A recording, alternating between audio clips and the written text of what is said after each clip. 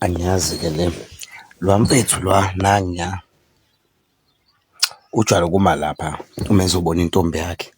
Njengamanje uyayifonela efonini akayitholi, kanti intombi ingala izobona lo ikuleya moto. Manje shuthi bashayisene ngey'khathi, manje futhi le ntombi azoyibona lo uma wengane kalo mfuthu omile. Nangu mfethu lapha usazama ukuyifonela, njengamanje uyambona futhi ukuthi uyathetha lo muntu, akamtholi efonini kodwa ukhuluma yedwa. Lo mfethu uzobona intombi, kanti lo omile ngaphandle nangu lo ngaphandle uma wengane yakhe lo semotweni.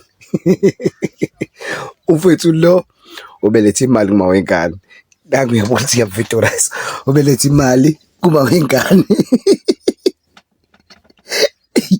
Ayithi uhlezi nihamba ngenyawo belethe imali kuma wengane. So angazi ulifto kanjani nalo, kanti lo mfethu lo uzobona uma wengane kalo. So lo semnizile imali uma wengane, basuke uma wengane wangena emotweni. Mayinjalo ngihlezi ngibabona bezojola kanje. Nangu-ke lo mfethu lo phuma emotweni uzobona uma wengane kanangu lo. Ish, ngeke sabonakala-ke manje ilanga leliya. Manje naye lo bafowethu, manje naye lo usabhizi ulokhu emfonela engamtholi, aphinde eqala phansi emfonela engamtholi. Wazi ukuthi intombi imi lapha. Manje njengoba esehla lo nesho into. Nangu-ke sebuyele emotweni, intombi akayitholanga. Intombi isalapha, ngithi yabo lo uphumile udrayisile njengamanje, usadrayisile. Udrayisele ukuthi lowa ahambe lowa, nangu sehamba-ke njengamanje. Nangu sehamba. Ngisho kuvela ngathi ubaba omncane noma ubhuti noma ubani. Nangu-ke futhi nalo uma wengane yakhe ulaphaya emotweni. Lo ozobona uma wengane kanangu ngaphandle udrayiselwa lowa njengamanje ukuthi ahambe-ke lowa. Bese lowaya ebuyela emotweni, lo meqeda ukukhuluma naye bese ekhuluma noma wengane, baxoxa. Nangu uyahamba la useyoyibheka kubo-ke njengamanje. Intombi ihlala ngapha, mina ngihlezi ngilethe iy'ngane ngifike ngimi kanje la, ngibuka yonke emuva njengamanje uyoyibheka kubo-ke manje.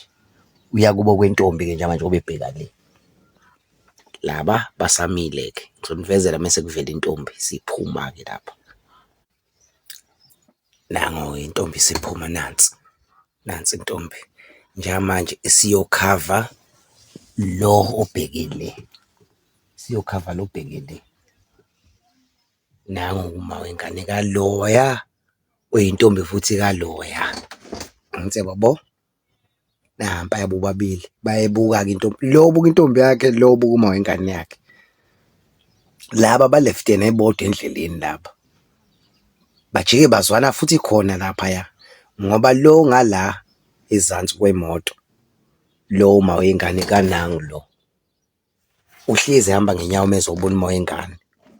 Yebo, lo uhlezi ehamba ngaleya moto mezobona intombi yakhe. Lo bhekele uhlezi ehamba ngemoto afike eme lapha ezansi. Futhi laba baliftene lapha baqale baxabana. Yamanje sebeyazwana baxoxa leyo nto le, intombi sibashiyile-ke nansa intombi njengamanje ibheka le.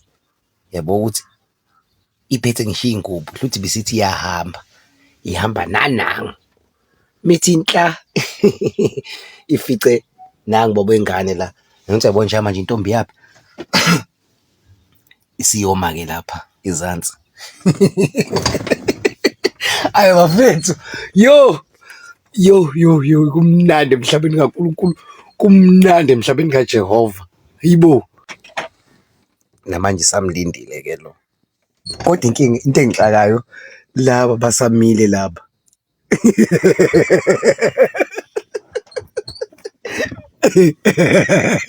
Basamile laba, bafuna ukubona isiphetho ukuthi kuzokwenzakalani.